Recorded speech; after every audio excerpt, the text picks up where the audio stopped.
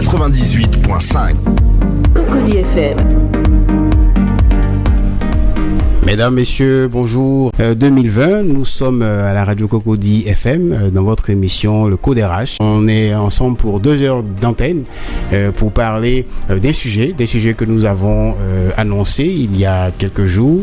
Il s'agit du marché de l'emploi, d'accord?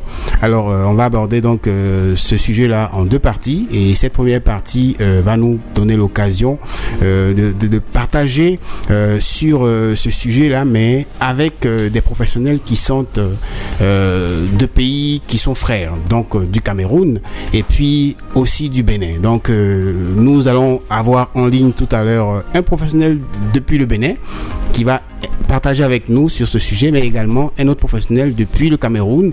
Nous allons essayer d'aborder la question du marché de l'emploi sous l'angle de ces 3 pays-là et puis voir comment est-ce que on peut avancer dans notre dynamique au regard de notre projet, notre programme parrainage FIEL que nous avons lancé depuis quelques semaines. Et puis bon voilà, c'est un peu le programme d'aujourd'hui. Donc le sujet du jour, c'est bien ça, hein, le marché de l'emploi. Et c'est autour de ce sujet-là que nous allons dérouler notre programme habituel, c'est-à-dire notre talk show, mais également notre coaching online et puis bon le lexique aussi également. Voilà. Et le sujet qui nous réunit ce matin, c'est le marché de l'emploi. Le marché de l'emploi.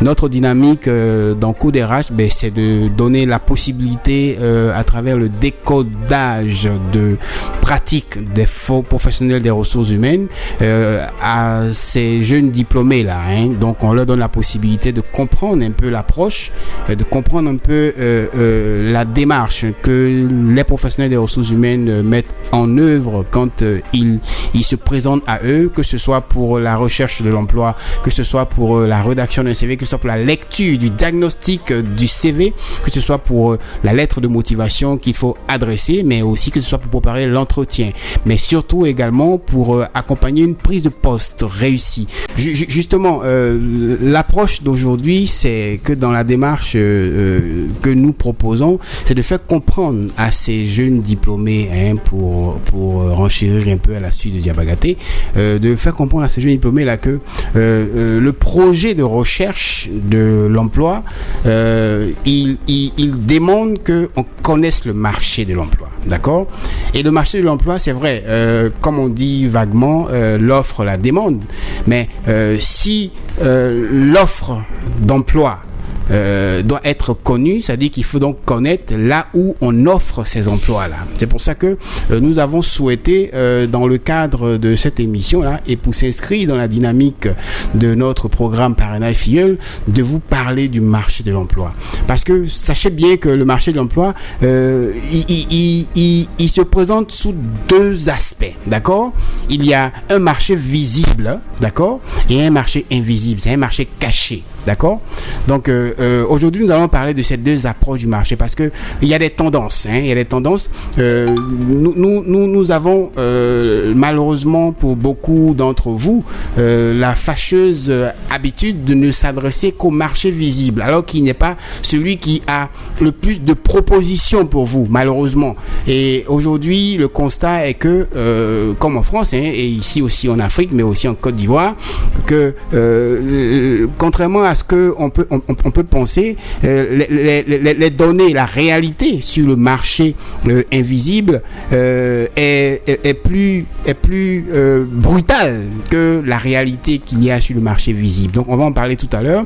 Et je disais à l'entrée de cette émission, à l'entame de l'émission, que nous allions avoir en ligne depuis le Bénin une professionnelle de la fonction ressources humaines. Elle est DRH d'un grand groupe.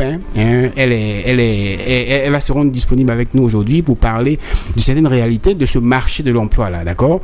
Et nous aurons également depuis le Cameroun un autre professionnel des ressources humaines qui intervient aussi dans le domaine administratif et qui va nous donner lui son regard, hein, de la réalité de ce qui se passe au Cameroun. Voilà. Donc, je vous rappelle que dans le cadre du programme parrainage FIEUL, il y aura, pour ce qui concerne les FIEUL, un concours d'art oratoire. D'accord?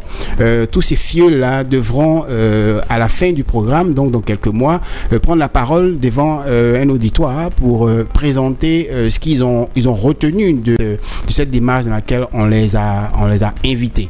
Il y aura également pour les parrains un prix du meilleur parrain.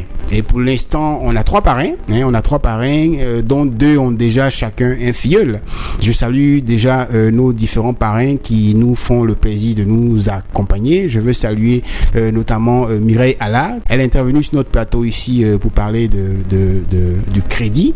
D'accord. Je veux saluer également Joël Nzoré. Je veux également dire un petit bonjour à Eric Landry, qui est aussi parrain, qui nous fait le plaisir d'accompagner Lynn Andrade sur certains aspects du métier. Voilà, donc les salutations, c'est bien là, maintenant. Alors, je vous disais donc que le marché de l'emploi, c'est quoi? Le marché de l'emploi, il correspond pour ces demandeurs, ces candidats en recherche de nouvelles opportunités, il correspond à l'offre qui est disponible. C'est l'offre qui est disponible et qui leur permettra justement d'obtenir un emploi. Voilà, dit tout simplement comme ça. Sauf que pour ce marché-là, il y a le marché visible. Et puis, il y a un marché qu'on dit marché invisible. Et malheureusement, le marché visible, il représente à peine 30%. D'accord? À peine 30% du marché de l'emploi. C'est le marché invisible. Mais qu'est-ce que le marché visible et qu'est-ce que le marché invisible? Donc, nous allons en parler tout à l'heure, puisque dans la démarche, il faut bien comprendre que c'est sur ce marché-là qu'on va adresser ces propositions. Donc, il faut connaître ce marché-là. Il faut le comprendre. Et puis, il faut trouver la démarche pour arriver à le maîtriser. Quand on a réussi à maîtriser ce marché-là, que ce soit le marché visible ou le marché invisible, à ce moment, on a toutes les armes qui nous permettent de réussir notre projet. Voilà, donc cette première partie de l'émission sur le marché de l'emploi va nous permettre donc d'aborder ces sujets-là. Et je vais dès à présent contacter nos différents professionnels depuis le Bénin et puis le Cameroun par la suite. Donc je vais lancer l'appel. Pour rejoindre à l'antenne de la radio Cocody FM, Ariane, bonjour. Bonjour, enchanté. Bonjour Cocody. Voilà, bonjour à toi. Allez, un petit salut pour Ariane. Voilà. Je suis en ligne à l'antenne avec 3 chroniqueurs. Je suis avec Andrea et puis je suis avec Diabagaté. Je suis également avec Lynn Andrade. Donc, ils vont nous accompagner dans notre émission aujourd'hui. Comment ça va à Cotonou? D'accord. Ça va très bien à Cotonou. Cotonou vous fasse le bonjour. Ah ben d'accord, nous aussi on salue Cotonou, d'accord? Voilà, donc est-ce qu'on peut se tutoyer, c'est bon? Bien sûr, Charles. Ok, super. Donc tu restes en ligne parce que j'appelle également notre ami Ebenezer et puis bon, on se parle. Voilà. D'accord. Oui. Bonjour, tu es avec nous? Bonjour. Oui. D'accord. Alors, donc nous sommes revenus à l'antenne. Bonjour Ebenezer, merci de nous rejoindre en ligne depuis le Cameroun. Oui, bonjour Charles. Oui, alors nous avons en ligne également Ariane depuis Cotonou. Rebonjour Ariane. Bonjour Charles, bonjour Ebenezer. Voilà.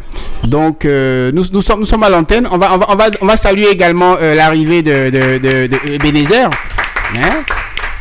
Nous sommes à l'antenne de Cocody FM. C'est une radio qui donne du soleil aux habitants de Cocody. Cocody, c'est la plus belle commune d'Abidjan. Et donc vous êtes dans le soleil de la ville d'Abidjan et de Cocody là, d'accord. Quelle est l'atmosphère, l'ambiance, le temps au Cameroun, Ebenezer? Oui, je suis déjà heureux de braver cet obstacle de la distance pour me rapprocher de vous du côté de Cocody en Côte d'Ivoire. J'étais dans une localité dans la localité de Mbanga. D'accord. Kilomètres de...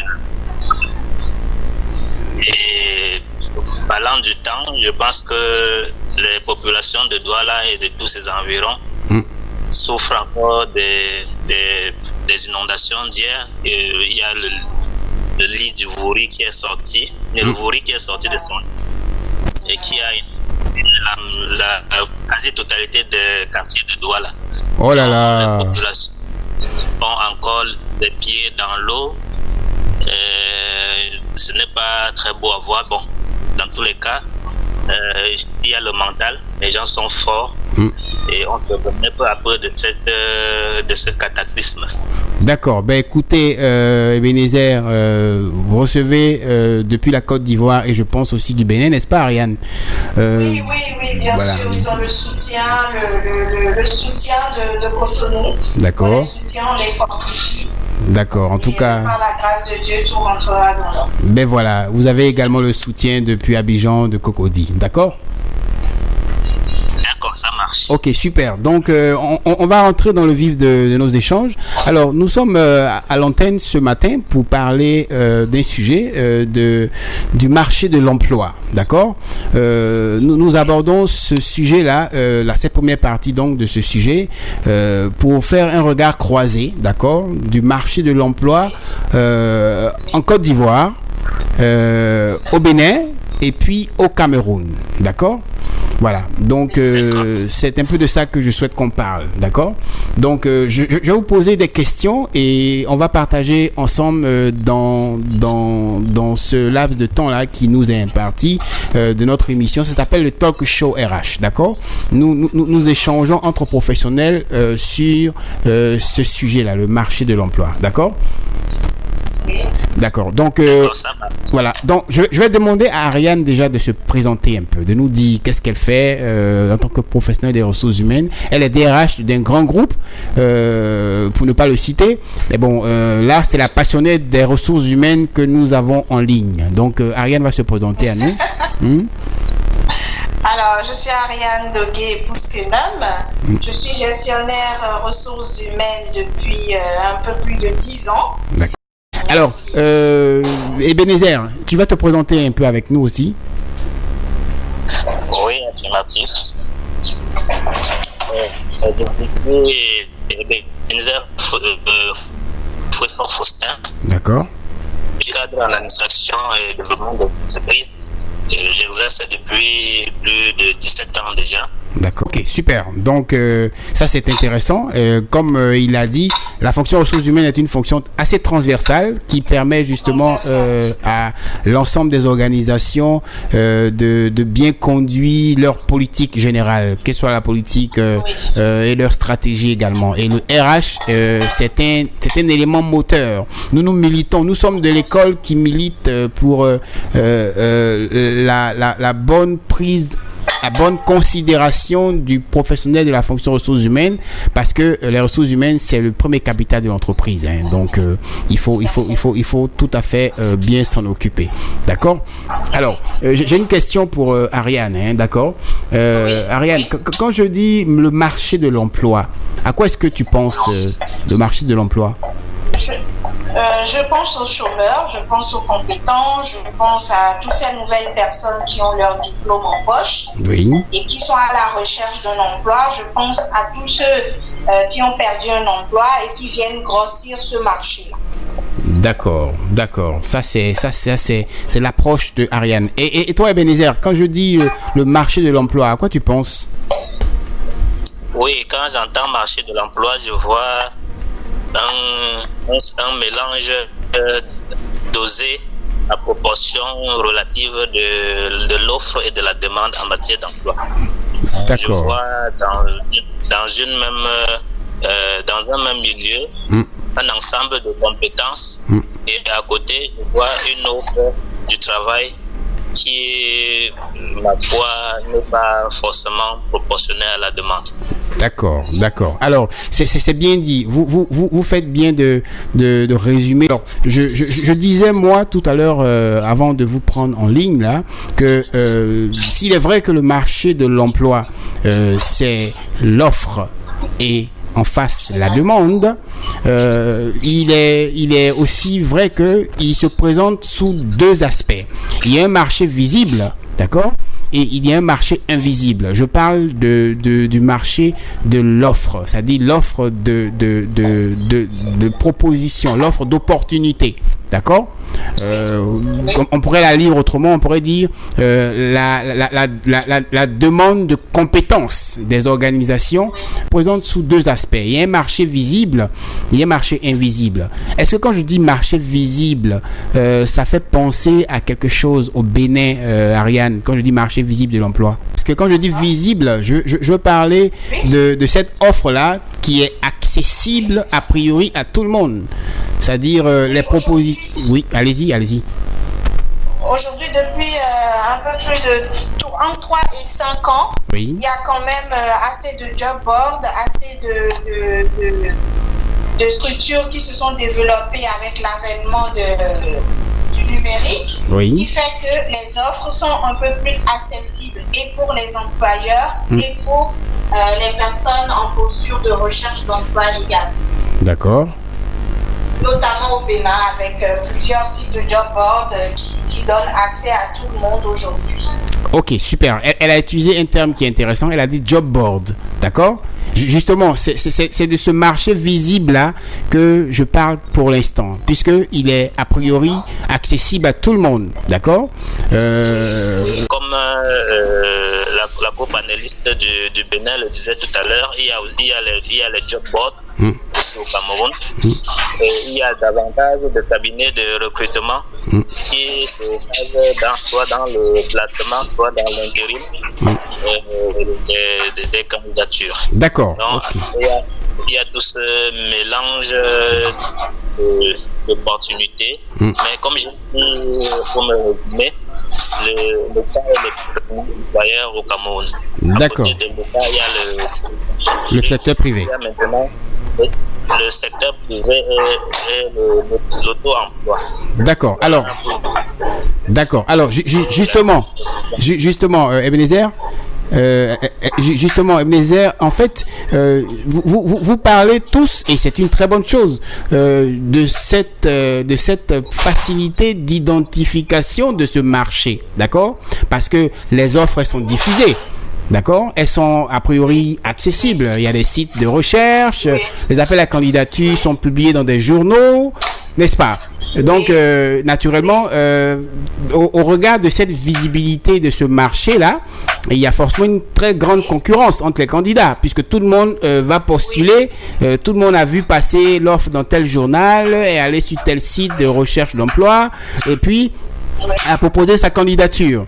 Donc, qui dit forte concurrence, qui dit également que les chances des candidats sont théoriquement un peu moins faciles pour les uns et pour les autres.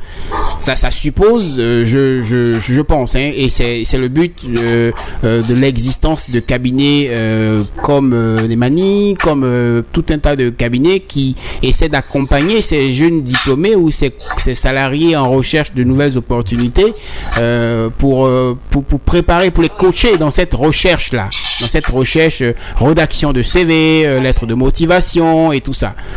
On est d'accord là-dessus, hein, non? Oui, on est d'accord. D'accord. Mais maintenant, moi, je parle du marché invisible. D'accord? Moi, je veux parler du marché invisible de l'emploi. D'accord? Ça dit ce marché caché, là. Ce marché caché pour lequel on ne fait pas de communication officielle. D'accord? Où le recrutement se fait de bouche à oreille, d'accord, où le recrutement se fait à la limite sur des réseaux assez privés, assez secrets, d'accord. Quelle est la part de ce marché invisible là, donc caché au Cameroun, ensuite au Bénin? D'abord au Cameroun, si vous me permettez. Oui.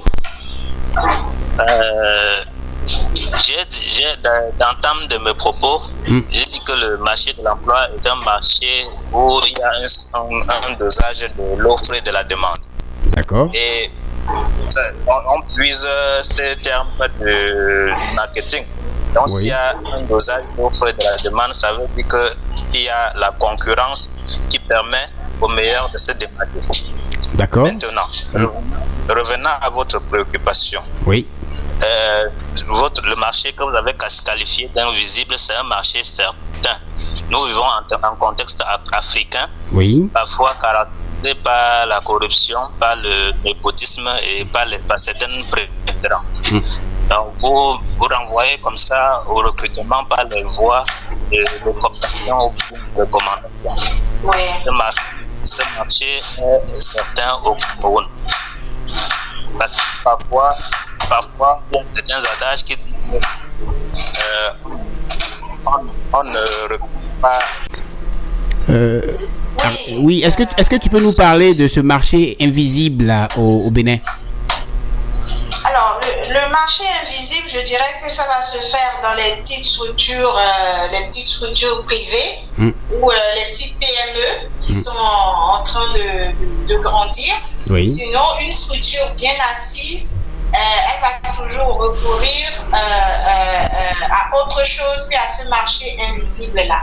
Mais même à travers ces grosses structures-là, nous utilisons un peu de ce marché invisible, en ce sens que lorsque nous lançons les recrutements, en Afrique, les gens ont tendance à proposer « Ah tiens, j'ai un neveu, ah tiens, j'ai le fils d'une amie ». Donc, c'est tout ça là qui vient grossir un peu la liste des candidats que nous recevons. Le bouche à oreille fonctionne, mais également tout ce qui est job board, publication dans les journaux que nous avons. Donc, aujourd'hui, je peux dire que l'invisible n'a pas tellement n'a pas une grande place dans une structure, une multinationale, une grande structure, comme je dirais, mais qu'elle fonctionnerait plus pour une petite PME entre 2 et 10 personnes. D'accord, ça c'est le regard de Ariane au regard de la configuration du marché au Bénin, c'est bien ça? Oui, voilà, d'accord, c'est ça. D'accord. Ebenezer? Oui. Voilà, je pense qu'il y a un peu moins de bruit, hein. Voilà, vas-y, si quel est ton regard par rapport à ce que je viens de dire là? Oui, je disais que le pourcentage de représentativité des offres du marché invisible est un pourcentage assez considérable. Donc, ce sont des offres qu'on dirait par cooptation ou bien par recommandation. D'accord. Donc, ça a une place aussi importante au Cameroun, que ce soit dans les petites entreprises ou dans les grandes. Ce type cette niche de recrutement, elle est réelle. Elle est réelle. Alors, mais par rapport au Bénin, ou Ebenezer? Ebenezer? Oui. Excuse-moi, hein, je dis par rapport à la configuration que Ariane a présentée au Bénin, d'accord? Est-ce que tu penses, toi, que au Cameroun, c'est plutôt les petites entreprises relativement aux grandes entreprises qui utilisent ce créneau invisible là? Non, au Cameroun, on observe le créneau à la fois pour les petites et les grandes entreprises. D'accord. Je confirme, j'ai eu des amis qui, c'est plus la cooptation qui a fonctionné pour eux. J'ai beaucoup de connaissances au Cameroun où lorsque c'est une offre comme ça fonctionne pas, ils ont plus eu des emplois par cooptation. D'accord. Alors maintenant, on va prendre le regard de candidats, d'accord? On va prendre le regard de nos chroniqueurs qui sont, eux, dans la posture de candidats, d'accord? Andrea, Lynn Andrade, qui est-ce qui veut... voilà, Andrea veut parler. Alors, Andrea, là, c'est le regard de professionnels qui sont du bon côté, on va dire, hein? Ils sont déjà en poste, ils ont un regard, d'accord? Maintenant, vous, qui êtes plutôt du côté de ceux qui recherchent de nouvelles opportunités, est-ce que c'est le même regard? Est-ce que vous considérez que le marché invisible, donc caché là, comme au Bénin, il n'a pas vraiment sa place pour les grandes entreprises, ou comme au Cameroun, il a aussi un impact sur le choix, dans le choix des grandes comme des petites entreprises? D'accord. Moi, je pense que en tant que candidate ici en Côte d'Ivoire, le marché invisible a plus d'influence par rapport au marché visible. D'accord. Donc le marché invisible, tu as plus de chances d'avoir un emploi aujourd'hui si tu as été recommandé par quelqu'un, par exemple, ou si tu connais quelqu'un de haut placé. Donc le marché visible, on peut également avoir du travail là-bas, mais sous certaines conditions. D'accord. Donc, on remarque aussi que lors des candidatures, soit le CV est mal rédigé, ou bien on postule mal. Donc ça peut justifier le fait que le marché visible, c'est un peu compliqué pour obtenir un travail. Est-ce que c'est sérieux pour les entreprises? Alors, je mets les pieds dans le plat, Ariane et Ebenezer. Oui. Est-ce que c'est sérieux pour les entreprises de ne pas mettre au goût du jour, à la lecture de tout le monde, leurs offres, leur disponibilité, leurs postes ouverts pour que la compétition soit accessible, soit, on va dire, juste, équitable, plutôt que de passer par des cooptations, par des recommandations, par des réseaux? Est-ce que c'est juste? Parce que Diabagaté ici, il n'est pas très très à l'aise avec cette question. Avant que vous nous répondiez, je vais lui donner la parole. Oui, Diabagaté. Monsieur, c'est que le marché invisible a une très grande part dans le marché de l'emploi en Côte d'Ivoire ici. Puisqu'on remarque qu'il y a certaines offres, même si elles sont accessibles sur le net à tous, mais c'est spécifié à quelques écoles. D'accord. Et donc il y a encore une sélection, même dans le marché visible, il y a une sélection. Oui, dans le marché visible, il y a une sélection. Ils peuvent privilégier certaines écoles à d'autres écoles. Maintenant, il y a le marché invisible aussi, où ça, il passe par les réseaux, les différents réseaux entre les écoles et l'entreprise, pour pouvoir permettre aux étudiants de ces universités d'entrer dans l'entreprise en question. D'accord. Alors Ariane, j'ai posé la question, je demandais, est-ce que c'est juste? Personnellement, je crois que c'est tout ce qui fait ma rage aujourd'hui. Et moi, dans mes recrutements, je dirais que j'ai été déçue plusieurs fois lorsque j'ai fait recours à la cooptation. Donc, je suis foncièrement contre. D'accord. Parce que ça ne permet pas aux personnes compétentes d'accéder réellement au poste. D'accord. On privilégie la relation et pas forcément la compétence. Et plus tard dans l'entreprise, même ce salarié-là qui a été coopté peut développer des compétences non managériales, je dirais. Quelqu'un qui va peut-être plomber la motivation de l'équipe, parce qu'elle a un soutien un peu plus haut, alors qu'il y a un de ses collègues dans cette équipe-là qui présente toutes les qualités pour mener à bien sa mission et qui se voit mettre les bâtons dans les roues. Donc moi, la cooptation, vraiment, je suis foncièrement contre.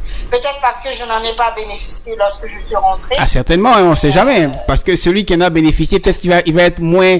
Il va faire sa promotion. Exactement. Alors, c'est bien de le dire comme ça. Ebenezer.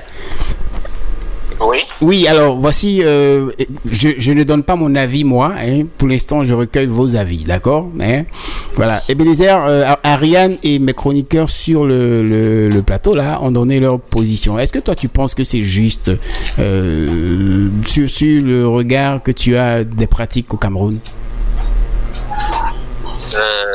Déjà, je vous dirais, tout comme Ariane, que je suis foncièrement contre ce genre de pratique parce que elle biaise le principe fondamental du recrutement. D'accord.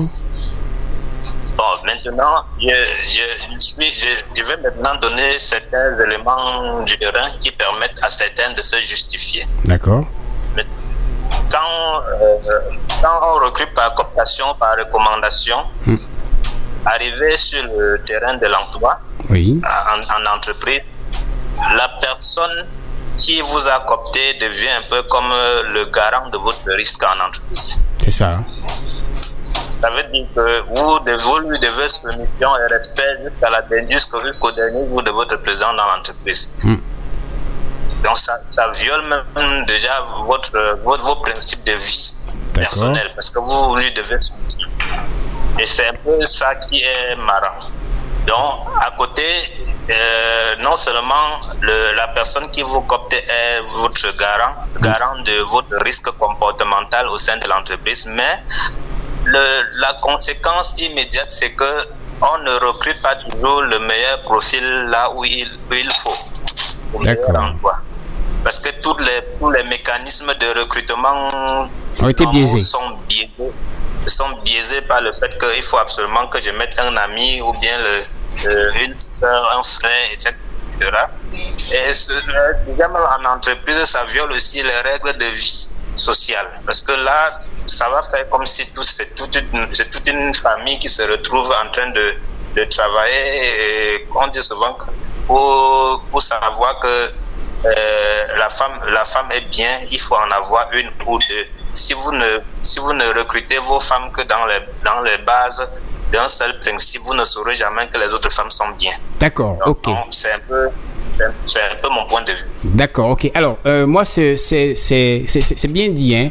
Alors, mais j'ai une autre préoccupation, par contre. Alors, au regard de ce que vous me donnez comme vos avis et vos constats, est-ce que vous pensez que aujourd'hui, le marché de l'emploi, finalement, que ce soit au Bénin, en Côte d'Ivoire ou au Cameroun, est-ce qu'il est plus accessible avec des candidats qui sont mieux formés ou plus accessible avec des candidats qui sont moins bien formés qu'avant?